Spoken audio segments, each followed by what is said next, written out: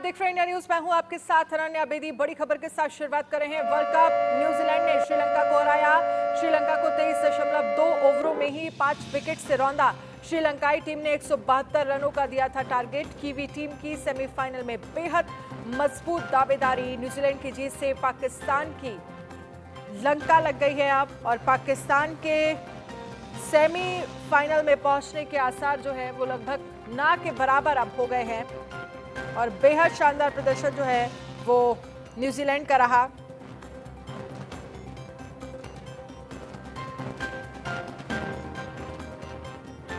तो न्यूजीलैंड ने world cup 2023 के सेमीफाइनल में अपनी जगह लगभग पक्की कर ली है। आखिरी लीग मुकाबले में श्रीलंका को 5 विकेट से न्यूजीलैंड ने हराया। न्यूजीलैंड के पॉइंट्स टेबल में सभी लीग मैचों के बाद 10 अंक जो है वो हो गए हैं अब। श्रीलंका जबकि बात करें तो 4 अंकों के साथ 9वें नंबर पर पहुंच गई है। न्यूजीलैंड की टीम ने 172 रन का टारगेट लगभग 23.2 ओवर में ही 5 विकेट पर हासिल कर लिया।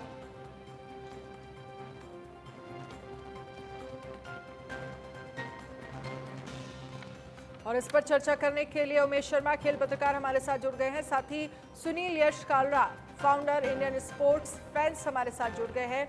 सुनील जी, आपसे मैं शुरुआत करूंगी। न्यूजीलैंड की जीत, इसी के साथ पाकिस्तान को लेकर जो पाकिस्तान उम्मीदें लगाकर बैठा था, मुझे लगता है कि उन सभी उम्मीदों पर पानी फिर गया। जी, आपने बिल्कुल ठीक कहा।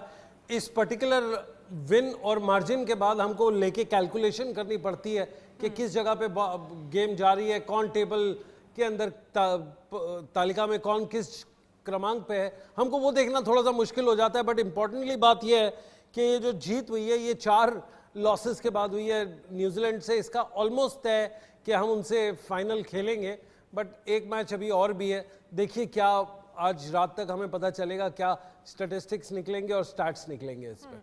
लेकिन लगभग एक तरह से कहा जा सकता है कि सेमीफाइनल में तो न्यूजीलैंड ने जगह बना ली, लेकिन आज श्रीलंका, क्योंकि कल भी हम इस बात का जिक्र कर रहे थे कि अगर आप सेमीफाइनल में नहीं है तो क्या दूसरी टीम का खेल बिगाड़ेंगे। बिल्कुल, हाँ बिल्कुल, बहुत अच्छा पॉइंट आपने कल भी पूछा था और आज उसका आपको बहुत सही आंकलन हो गया था कि ये ऐसे ही कुछ करने के लिए आए, क्योंकि इनका जो पावर प्ले स्कोर था वो करीब 70-74 रन पे था पहले 10 ओवर में।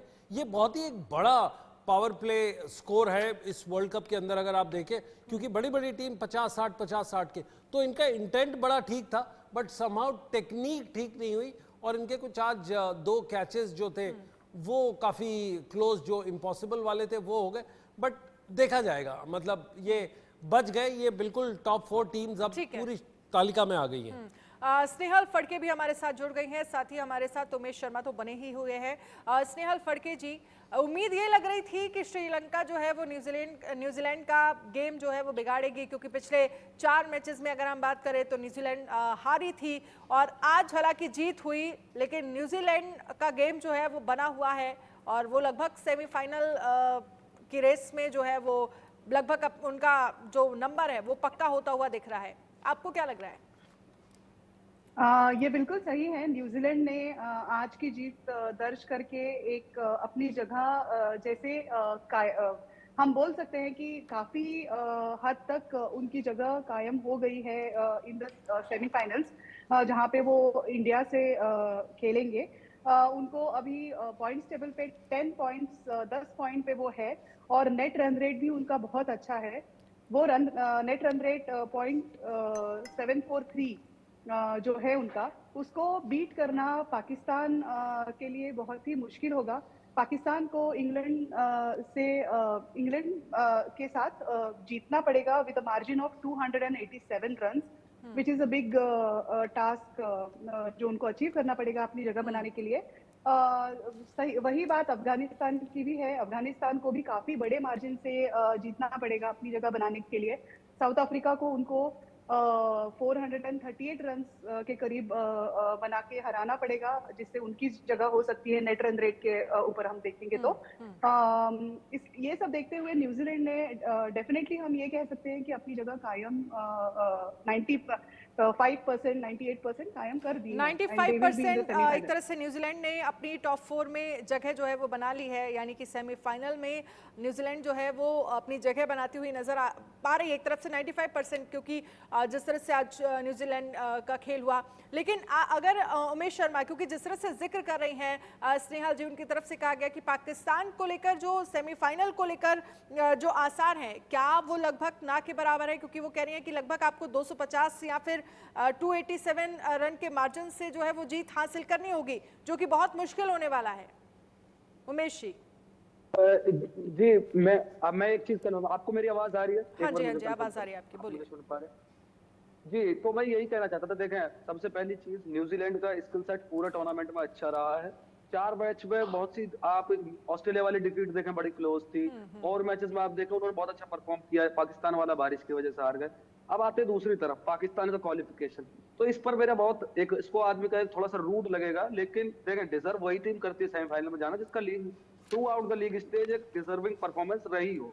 ये नहीं कि आप अपने 4 मैच तो आउट क्लासिंग मार्जिन से हार जाएं, फिर दूसरी टीम कुदरत का निजाम और तमाम ये मजाकिया बातें होती रहे, और फिर आप सोचे कि आप सेमीफाइनल में खड़े होना भी डिजर्व करते हैं। तो पहली चीज, न्यूजीलैंड डिजर्व करती थी ये चीज।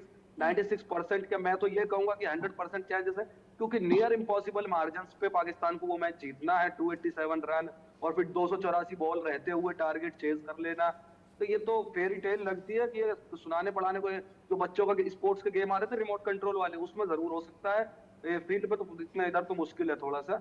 और दूसरी चीज कि हाँ, पाकिस्तान का स्किल सेट कमजोर है और उनको अपने स्किल सेट पर काम करने की बहुत जरूरत है। स्नेहल जी, क्योंकि पाकिस्तान को लेकर हम जिक्र कर रहे हैं, लेकिन दूसरा मैं आपसे ये समझना चाहूंगी, श्रीलंका की तरफ से आज जो शुरुआत है वो अच्छी की गई। अगर एक तरफ हम ये देखें, हालांकि विकेट उनके बहुत ज्यादा पावर प्ले में गिर गए, 5 विकेट उन्होंने खो दिए, लेकिन 74 रन बनाए, तो लग रहा था कि आज न्यूजीलैंड का कुछ गेम बिगड़ने वाला है। लेकिन अब एक तरह से बहुत शानदार जो है वो न्यूजीलैंड के खिलाड़ी भी खेलते हुए नजर आए। बहुत कम स्कोर जो है वो उन्होंने बनाने दिया और आसानी से चेस कर लिया। बिल्कुल सही है। उनका जो बॉलिंग अटैक है वो बहुत ही उम्दा है न्यूजीलैंड का, और श्रीलंका का जो टारगेट था वो इतना ज्यादा नहीं था, बिल्कुल भी। It was not unreachable for New Zealand. The other thing, जो दूसरा मैं कहना चाहूंगी, न्यूजीलैंड का जो टॉस जीत के डिसीजन था कि वो फील्डिंग करेंगे और रन चेस करेंगे, वो भी एक बिल्कुल सही डिसीजन था, क्योंकि एक रेन प्रेडिक्शन होने की संभावना थी आज, और उसके चलते डीएलएस और ये सब अगर चीजें देखी जाती तो उन्होंने श्रीलंका को पहले बैटिंग करने के लिए जो दिया वो एकदम करेक्ट डिसीजन था, और उन्होंने उनको काफी करटेल करके सिर्फ 171 रन बनाने दिए, और इजीली वो अपना they could win the match that way. उनके पास बॉलर्स भी ट्रेंट बोल्ट जैसे बॉलर्स हैं जो काफी कमाल दिखा चुके हैं वर्ल्ड कप में। तो ये सब होते हुए न्यूजीलैंड ने definitely they have registered a good win over Sri Lanka. बिल्कुल। सुनील जी, रचिन रविंद्र की अगर हम बात करें तो मुझे लगता है उन्होंने आज इतिहास रच दिया। डेब्यू एक तरह से वर्ल्ड कप था जिसमें सबसे ज्यादा रन बनाने वाले खिलाड़ी वो बन गए हैं, और शानदार तो खेल था ही उनका। देखिए, उन्होंने एक सचिन तेंदुलकर का 20-25 साल पुराना रिकॉर्ड तोड़ा कि अपने डेब्यू पे इतने ज्यादा रन एक वर्ल्ड कप के अंदर स्कोर करने वाले ये अंडर-25 वाले बहुत बड़े प्लेयर, बहुत बड़ा नाम आया है। और आपको कॉन्टेक्चुअली पता होगा ये जिस तरह से टीम में आए, जिस तरह से इनको लेके इंट्रोड्यूस किया गया, वो बहुत ही मतलब ये एक फेरी टेल होती है। इंट्रोडक्शन ये उनका हुआ जैसे सचिन तेंदुलकर का 1989 में हुआ कि वो कैसे कैसे करके आए। और अगर आपको नाम याद रखना है इनका, सचिन और राहुल से ये बना है रचिन तेंदुलकर, तो सॉरी रचिन रविंद्रन। तो आप अगर देखेंगे इस हिसाब से ये प्लेयर के पास दोनों तरफ के शॉट्स हैं, ये हरी में नहीं रखते। जैसे शुभमन गिल का आपने जिक्र किया, इनके और उसके अंदर थोड़े शेड्स बहुत मिलते हैं, टाइम बहुत होता है इनको स्कोर करने का। और अगर आपने इनके 9 मैचेस में वो देखे हैं बाउंड्रीज, वो भी काबिल तारीफ है इनकी। इन्होंने चौके से ज़्यादा रन किए। हालांकि इनको टाइम लगेगा विराट कोहली की जैसी रनिंग बिटवीन द विकेट में आने के लिए, बट ये टाइमिंग बहुत अच्छी करते हैं। फोर्स को बिल्कुल हर चौथी गेंद पे एक चौका मारते हैं ये, और इनका ये रिकॉर्ड की वजह से जब केन विलियमसन अनफिट थे, ये पूरी टीम को अपने आप लेके आए फाइनल की तरफ, सेमीफाइनल की। बिल्कुल उमेश जी, इस पर मैं आपका भी एक कमेंट चाहूंगी। कैसे देखते हैं रचिन रविंद्र को? डेब्यू मैच थे उनके, वर्ल्ड कप था और शानदार एक तरह से देख सकते हैं, क्योंकि 523 रन जो है वो 1996 में सचिन तेंदुलकर ने बनाए थे, लेकिन रिकॉर्ड जो है वो सचिन तेंदुलकर का तोड़ा उन्होंने। और बहुत शानदार तरीके से एक तरह से कहा जा सकता है कि रचिन रविंद्र जो है वो पूरे, अगर हम वर्ल्ड कप की बात करें तो वो खेलते हुए नजर आए। अनडाउटेडली इस पे कोई दो राय नहीं है। रचिन रविंद्र ने जिस तरह की परफॉर्मेंस की है, उससे मेरे को स्टीव स्मिथ की एक डेब्यू वाली याद आती है कि वो आए एज ऑफ स्पिनर थे, एज एन ऑफ स्पिनर उनकी एंट्री हुई थी और बाद में वो आज के टाइम में मॉडर्न डे बैटिंग ग्रेट है। तो रचिन रविंद्र नो डाउट 23 साल की उम्र में एक बच्चे का इस तरह परफॉर्म करना, हमारे पास एक वाकई में फ्यूचर क्रिकेटिंग ग्रेट हम बनते हुए देख रहे हैं। और हम खुशनसीब है कि अपनी आंखों के सामने हम रचिन रविंद्र जैसे लड़कों की शुरुआत देख रहे हैं, जो आने वाले 10 साल में क्रिकेटिंग वर्ल्ड पे राज करेंगे। ये आने वाला वक्त इसका है वाकई में। और 523 से ज्यादा रन डेब्यू वर्ल्ड कप में करना, 3 सेंचुरीज और 3-4 हाफ सेंचुरीज, मतलब हाफ सेंचुरी, और जिस तरह केन विलियमसन के इतने बड़े शूज में अपने आप को फिट किया इन्होंने। नंबर 3 पे केन विलियमसन आ गए टीम में, उसके बाद ओपनिंग, यानी कि आप इनको मिडिल ऑर्डर के ऊपर की 3 से 4 पोजीशंस पर कहीं भी खिलाएं, उनके पास रेंज ऑफ शॉट्स इतनी है, उनके पास ग्राउंड मतलब वो इतना तरफ को मार सकते हैं। और वाकई में इतना future prospect, bright future prospects होना क्रिकेट के लिए बहुत अच्छी चीज है। क्योंकि आने वाले टाइम में जिस तरह केन विलियमसन के न्यूजीलैंड को ग्रेट मिले, वाकई में न्यूजीलैंड केन विलियमसन के बाद अगर लेगेसी और सुपर स्टारडम को अगर कोई आगे लेके जाएगा तो मेरी पूरी उम्मीद रचिन रविंद्र से है। क्योंकि अभी उनके पास टाइम पूरा है, 23 साल की उम्र, तो आप लगभग 10 साल तो लेकर चले। वही जो विराट कोहली, केन विलियमसन और हम स्टीव स्मिथ जैसे ग्रेट्स को हमने इस एरा में देखा पिछले 10 साल में, आने वाला वक्त रचिन रविंद्र का। बिल्कुल। इसके साथ ही स्नेहल जी, अगर बात हम ट्रेंट बोल्ट की करें तो वर्ल्ड कप में 50 विकेट लेने वाले पहले गेंदबाज बन गए हैं। और साथ ही अगर हम सभी फॉर्मेट की बात करते हैं तो 600 विकेट लेने का कारनामा जो है वो उन्होंने अपने नाम किया है। ये भी एक उपलब्धि जो है ट्रेंट बोल्ट ने अपने नाम हासिल की है। इसे आप कैसे देखते हैं? Trent Boult definitely is a threat. New Zealand का ये जो बॉलिंग अटैक में जो ट्रेंट बोल्ट कर दिखाते हैं, वो सामने वाली टीम के लिए definitely he is a big threat. और उन्होंने ये सारे जो आपने जैसे कहा कि 50 विकेट्स उन्होंने वर्ल्ड कप में लेके और 600 विकेट्स इन ऑल फॉर्मेट्स उन्होंने अब तक लिए हैं, जो काफी बड़े उन्होंने रिकॉर्ड्स ऑलरेडी दर्ज किए हैं। आज वो प्लेयर ऑफ द मैच बने। And I think Trent Boult is a big threat to any team which is playing with New Zealand. बिल्कुल। सुनील जी, इस पर मैं आपसे आपका एक कमेंट चाहूंगी। एक तो ट्रेंट बोल्ट पर, और दूसरा कुशल परेरा की अगर हम बात करें। हालांकि श्रीलंका को आज हार का सामना करना पड़ा, लेकिन इस वर्ल्ड कप में सबसे तेज 50 बनाने वाले खिलाड़ी, 22 बॉल पर मुझे लगता है उन्होंने जो हाफ सेंचुरी पूरी की है, इसका भी रिकॉर्ड कुशल परेरा ने बनाया है। इन दोनों पर ही आपका कमेंट। सबसे पहले ट्रेंट बोल्ट के ऊपर अगर आप बात करें, वर्ल्ड कप शुरू होने से पहले हमने कहीं सुना था कि ये 150 की स्पीड पे बॉलिंग डालने वाले बॉलर्स आपको बहुत तंग करेंगे।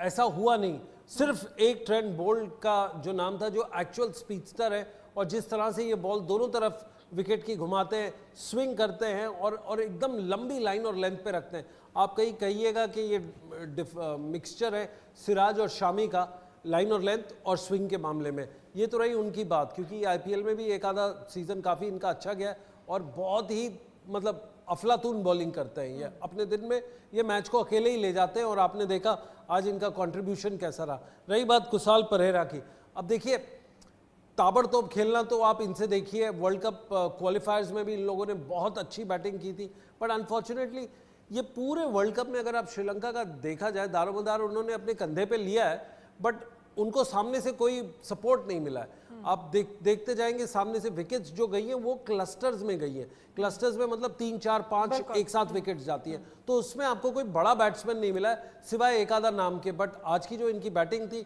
ये वर्ल्ड क्लास, ये ऐसा लग रहा था T20 की एक क्लासिकल बैटिंग कर रहे हैं। ये ओवर में आके 16 रन ले रहे हैं, 14 रन मार रहे हैं, तो उससे आपको लगता है कि ये इनमें जज्बा तो था, बट अनफॉर्चुनेटली पूरा श्रीलंका, एक बात बड़ी इंपॉर्टेंट है कि श्रीलंका आज एज अ टीम यूनिट नहीं खेली, उनको आज एज अ यूनिट खेलना था। अनफॉर्चुनेटली वो इंडिपेंडेंट लोग इंडिविजुअली खेले, उसका रीजन भी हो सकता है क्योंकि उनको जीतने के लिए कुछ नहीं था, हारने के लिए इनको सब कुछ था, तो ये खेलते गए अपने मन में। बट ये एक इंटरेस्टिंग लेकिन मुझे लगता है कि इंटरेस्टिंग और होगा आगे जब इंडिया से मुकाबला होगा, सचिन रविंद्र होंगे, ट्रेंट बोल्ट होंगे, और हमारे खिलाड़ियों की अगर हम बात करें तो वो भी शानदार। हालांकि अगर न्यूजीलैंड की हम बात करें तो 4 मैच हारने के बाद आज वो स्मार्टली प्ले करके आज जीते हैं, लेकिन इंडिया तो लगातार मैच जीत रहा है। जी बिल्कुल, इंडिया का जो मैच है आप परसेंटेज, विनिंग परसेंटेज देखें, ये अराउंड 90, आई मीन अब 100% ही है, but in the last world cup से लेके अभी देखेंगे तो 60-70% की। आपको ये भी देखना है, इन्होंने तो number of world ODI matches खेले वो अराउंड 40 के आसपास है, जिसका मतलब ये है कि इनकी प्रिपरेशन पूरी थी, ध्यान पूरा था, पीक राइट टाइम पे किया। देखो न्यूजीलैंड भी, आपको ये बड़ी खतरे की घंटी है हमारे लिए एक तरफ से कि न्यूजीलैंड राइट टाइम पे पीक कर रहा है। हम तो पीक शुरू से थे, पहले मैचेस में थे। ये और ऑस्ट्रेलिया थोड़े खतरनाक है और हमको बचना है। देखिए सामना तो किसी ना किसी का किसी से होगा ही, बट हमको भी एक मैच है उसमें अपने सारे प्रैक्टिस करके बड़े मैच की तरफ चलना है। जी अनन्या। बिल्कुल, इस पर मैं उमेश जी आपसे भी एक कमेंट चाहूंगी, क्योंकि ये चुनौती है या न्यूजीलैंड के साथ मैच अगर होता है इंडिया का, तो आप इसे कैसे देखते हैं? क्योंकि न्यूजीलैंड ने तो बहुत स्मार्टली जिस तरह से जिक्र किया, और हम तो लगातार ही जीत रहे हैं और शानदार खेल रहे हैं, लेकिन जब आप स्मार्टली प्ले करते हैं तो वहां पर मुझे लगता है कि थोड़ा बचने की जरूरत होती है सामने वाली टीम को। जी बिल्कुल, आपकी बात बिल्कुल सही है, लेकिन जिस तरह से लीग स्टेज में धर्मशाला जैसे ग्राउंड पर, जहाँ पे बहुत लोग ये मतलब प्रेडिक्ट कर रहे थे या ये एक्सपेक्ट कर रहे थे कि न्यूजीलैंड बहुत हावी होगी या न्यूजीलैंड के पेसर बहुत हावी होंगे, वहाँ पे इंडिया उनको आउट प्ले कर गई थी और इंडिया जीत गई थी। दूसरी चीज, न्यूजीलैंड इंडिया खेलती है सेमीफाइनल, तो मुंबई में वो सेमीफाइनल होगा और वानखेड़े स्टेडियम होगा, जहाँ पे अगर इंडिया बाय एनी चांस पहले बैटिंग करती है तो इंडिया के पास ये अपॉर्चुनिटी होगी कि वो मतलब एक अच्छा खासा स्कोर करके और न्यूजीलैंड को रन चेज में डाले। उसके अलावा जिस तरह से रोहित शर्मा का एक लेफ्ट आर्म सीमर जिस तरह उन्होंने इस वर्ल्ड कप में खेला है, वो एक अच्छा पॉजिटिव रहा है। जिस तरह उन्होंने शाहीन को खेला था पाकिस्तान वाले मैच में, उसके अलावा जितने भी लेफ्ट आर्म सीमर्स को उन्होंने खेला है, वो एक काफी अच्छा पॉजिटिव रहा है। और जहां तक बात न्यूजीलैंड के राइट टाइम पे पीक करने की है, तो अनडाउटेडली ये टीम्स कभी आपको डिसअपॉइंट नहीं करती है, चाहे वो ऑस्ट्रेलिया हो चाहे वो न्यूजीलैंड हो, राइट टाइम पे पीक करने के इस मामले में। वहीं इंडिया की बात करते हैं, इंडिया अनडाउटेडली वो अनडिफिटेड चले आ रहे हैं। बहुत से लोग लॉ ऑफ एवरेजेस की बात कर रहे थे कि एक हार जरूरी है सेमीफाइनल में जाने से पहले, और ये चीज और वो चीज। लेकिन मेरा ये मानना है कि जब लीग स्टेज खत्म हो जाती है ना, तो फिर आप नए सिरे से शुरू करते हैं। फिर वो नॉकआउट स्टेज एक अलग ही चीज होती है, उसका प्रेशर दोनों टीम्स पे बराबर होता है, चाहे वो न्यूजीलैंड हो, चाहे वो 5 बार की वर्ल्ड चैंपियन ऑस्ट्रेलिया हो, चाहे वो होम टीम इंडिया हो, चाहे वो कोई भी हो। तो वो जो सेमीफाइनल का प्रेशर होगा ना, सबसे इंपॉर्टेंट ये होगा कि उस प्रेशर में जो भी टीम अपनी नर्व्स होल्ड कर पाएगी वो उस दिन जीतेगी, फिर चाहे वो न्यूजीलैंड हो चाहे वो इंडिया हो। क्योंकि बैक ऑफ द माइंड दोनों के यही चल रहा होगा, क्योंकि लगातार दूसरी बार होगा ये 2 बैक टू बैक एडिशन में कि इंडिया न्यूजीलैंड सेमीफाइनल में एक दूसरे को फेस कर रही है। तो ये मेरा कहना है, इस पे दोनों को बस सेमीफाइनल के प्रेशर के ऊपर बात है, जो अच्छे से मैंने प्रेशर मुझे लगता है कि बहुत ज्यादा मैटर करेगा, और प्रेशर टीम इंडिया लेती नहीं है। प्रेशर को हैंडल करना हम जानते हैं, पिछले मैचेस में मैं लगातार ये देखती आई हूँ और हम इस पर चर्चा भी करते आए हैं। स्नेहल जी, क्योंकि महाराष्ट्र में ये मैच होगा, मुंबई में मैच होगा, आपको क्या लग रहा है, क्या एक्सपेक्टेशंस हैं, क्या प्रेडिक्ट कर पा रही हैं आप? वैसे अगर मुंबई में मैच होगा तो मुझे लगता है कि definitely India it will be a high scoring it can be a high scoring match. Let's see कि किस तरह से टॉस का क्या is the result of the toss and who gets to bat first. But if India is batting first, definitely it will be a very high scoring match. मुझे लगता है India toss जीत के अगर पहले बैटिंग करेगा तो वो एक बहुत ही सही that will be a good way to go for that semi-final. पर let's see how it goes. And all yeah. Sunil ji, क्या लगता है कि अगर टॉस जीतती है इंडिया तो क्या स्ट्रेटेजी होनी चाहिए? और दूसरा मैं ये भी समझना चाहूंगी, क्योंकि प्रेशर का गेम होगा, जाहिर सी बात है, और हमने देखा है कि पूरे वर्ल्ड कप कैसे इंडिया ने प्रेशर जो है वो हैंडल किया है। देखिए इंडिया ने पूरे वर्ल्ड कप में प्रेशर लिया नहीं है, दिया है अपने ऑपोजिशन टीम को, चाहे वो चेजिंग कर रहे हो या वो एक फॉर्मिडेबल टोटल सेट कर रहे हो, इन्होंने हमेशा सामने वाले को प्रेशर में रखा है। रही बात वानखेड़े की, वानखेड़े देखिए आपके कौन से बड़े प्लेयर हैं वहां से। रोहित शर्मा जो टॉप 3 बैटर्स 5 बैटर्स में इस वर्ल्ड कप में उनका होम ग्राउंड है, सबसे ज्यादा छक्के मारने वाले उनका ग्राउंड है। दूसरा अगर आप देखें तो श्रेयस अय्यर, सूर्य कुमार यादव, ये सारे वहीं के हैं। तो आपको जिस हिसाब से, और शार्दुल ठाकुर, ये आप देखेंगे ये बहुत बढ़िया होम ग्राउंड है इंडिया का, कहा जा सकता है कि एक तरीके से बैटिंग होम ग्राउंड होने की वजह से एक फेवर जो है वो इंडिया को मिलता दिखेगा, आपको लग रहा है? एब्सोल्युटली, बिल्कुल। ये देखिए 2011 में भी मिला, पिछले 4 वर्ल्ड कप आप देखेंगे तो होम टीम ने ही जीता है, जिस तरह से ये वर्ल्ड कप का ट्रेडिशन चला है। बिल्कुल। एब्सोल्युटली, तो इसीलिए ये एक बहुत home condition, home crowd, home fans.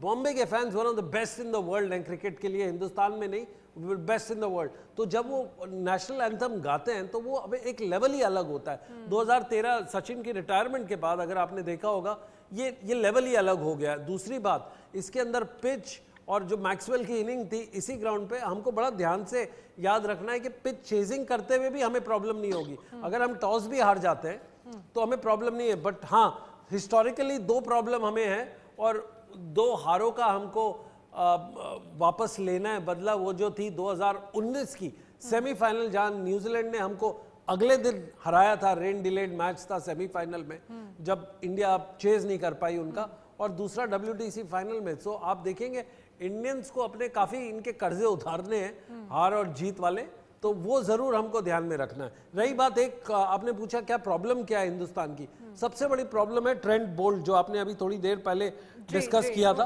13 विकेटें 9 match में लेके आए, और ये जैसे मैंने कहा बॉल दोनों तरफ घुमाते हैं, सीम और स्पिन बिल्कुल इनकी डिसिप्लिन तरीके से शामी और सिराज जैसी मिक्स करके डालते हैं जी।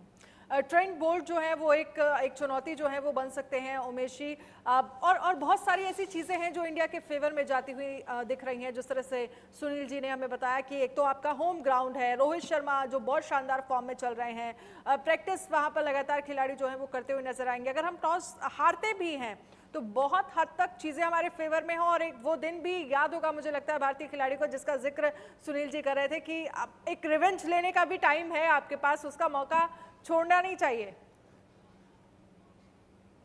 बिल्कुल, खैर वैसे तो खेल मतलब क्रिकेटिंग लैंग्वेज में, स्पोर्टिंग लैंग्वेज में रिवेंज वर्ड को ज्यादा यूज नहीं किया जाता, लेकिन हाँ फिर भी पेबैक का टाइम ऐसे कह सकते हैं कि आपने न्यूजीलैंड को वो सब देना है जो वो आपको पिछले कई नॉकआउट्स में देते हुए आ रहे हैं, चाहे वो 2019 का वर्ल्ड कप सेमीफाइनल हो, वर्ल्ड टेस्ट चैंपियनशिप का फाइनल हो, या फिर जितनी भी चीजें हैं। अब बात करें अगर ट्रेंट बोल्ट की, तो no doubt is a very veteran pacer और बहुत दिग्गज खिलाड़ी हैं वो, उनके पीछे एक बहुत अच्छा खासा एक्सपीरियंस है, और वो एक ऐसे खिलाड़ी पे जो प्रेशर सिचुएशन में सबसे ज्यादा मतलब बहुत ही मतलब टाइट परफॉर्मेंस आपको मतलब प्रोड्यूस कर सकते हैं। तो इंडिया को अगर चेज भी करती है इंडिया, तो इसमें 2-3 प्लेयर्स पर मतलब अगर वो अपना मतलब ऐसा नहीं, टीम तो पूरी 11 की खेलती है, लेकिन 2-3 सीनियर प्लेयर्स या फिर जो जिनसे रिस्पॉन्सिबिलिटी की उम्मीद है, फिर चाहे वो आपका हमारे चेस मास्टर विराट कोहली हो, ओपनिंग में रोहित शर्मा, शुभमन गिल, ऊपर का जो टॉप 3 है, पावर प्ले, ऊपर के जो टॉप 3 है, इन टॉप 3 को बहुत इंपॉर्टेंट रहना पड़ेगा, इनकी परफॉर्मेंस बहुत क्रूशियल होगी रन चेज में इंडिया के। अगर आपका टॉप 3 150 कर देता है, बस मान लो आपको 325 का रन चेज है और आपका टॉप 3 150 कर देता है, और या फिर 150 आपको 1 विकेट के नुकसान पे आप 150 क्रॉस कर जाते हैं, तो आपके मतलब मिडिल ऑर्डर के पास उतना मतलब एक मोमेंटम होगा, उतना कुशन मिल जाता है पीछे कि वो आपको एक बीच में एक आध हिटर आके अपना करीब तक ले जाता है, और फिर लास्ट में आप उसको चेस कर पाते हैं, ओवर्स भी दिखते हैं आपको, बॉल ठीक है उमेश जी, मैं आपके पास आऊंगी, लेकिन सुनील जी से मैं एक और सवाल लेना चाहूंगी, क्योंकि श्रीलंका के आज जैसे पावर प्ले में 5 विकेट गिरे, कल हम इस बात को लेकर लगातार उम्मीद कर रहे थे कि अगर श्रीलंका नहीं है मैदान में तो आप दूसरे का गेम कम से कम बिगाड़ सकते हैं, लेकिन उस उम्मीद और उस ट्रैक पर श्रीलंका जा रही थी, लेकिन विकेट काफी ज्यादा गिर गए। आप इसे कैसे देखते हैं 5 विकेट गिरना? देखिए, हमने पहले हमेशा से अनन्य हमारे डिस्कशंस में ये बात के ऊपर ध्यान रखा है, जो पहला पावर प्ले वो आपकी नींव रखता है कि आप कैसे उसको आगे बढ़ाते हैं, या तो गेम को आप बहुत अच्छे तरीके से ले जाएंगे, या फिर अगर 3-4 विकेटें गिरी तो आप बचाएंगे। श्रीलंका ने क्या किया, देखिए दोनों चीजें की है, उन्होंने 70-74 रन रखे हैं, जो मेरे ख्याल से टॉप 3 वर्ल्ड कप में, इस वर्ल्ड कप में पावर प्ले में 70-74 रन बनाना बहुत बड़ी बात है। बिल्कुल। बट उसके साथ अगर आप 4-5 विकेटें अगर गिराएंगे अपनी, तो वो भी एक अपने में रिकॉर्ड है। तो ये कभी संभले नहीं है। और जब आप रन इतने बनाते हैं और विकेटें भी इतनी खोते हैं, फिर जो पीछे छठा सातवां आठवां आता है, देखिए हर कोई तो मैक्सवेल नहीं हो सकता। बिल्कुल इसी बात का हमको अगर आगे लेके जाना है, अगर इंडियन कॉन्टेक्स्ट में मैं रखूं, तो आपको इंडिया को ध्यान रखना है कि अपने पावर प्ले में जैसे वो खेलते हैं 47 और 53 रन के बीच का एवरेज अगर आप रखें, वो उसी रन से रखते हैं और कोई विकेट ना खोए, तो आपका सेमीफाइनल में बहुत बढ़िया तरीके से आप निकालोगे, ठीक है। क्योंकि आपके पास विकेट भी है, बॉल्स भी है और प्लेयर्स भी हैं पीछे आने वाले एक्सप्लोसिव। चलिए, बहुत बहुत शुक्रिया आप सभी खास मेहमानों का हमारे साथ जुड़ने के लिए, इस चर्चा में शामिल होने के लिए।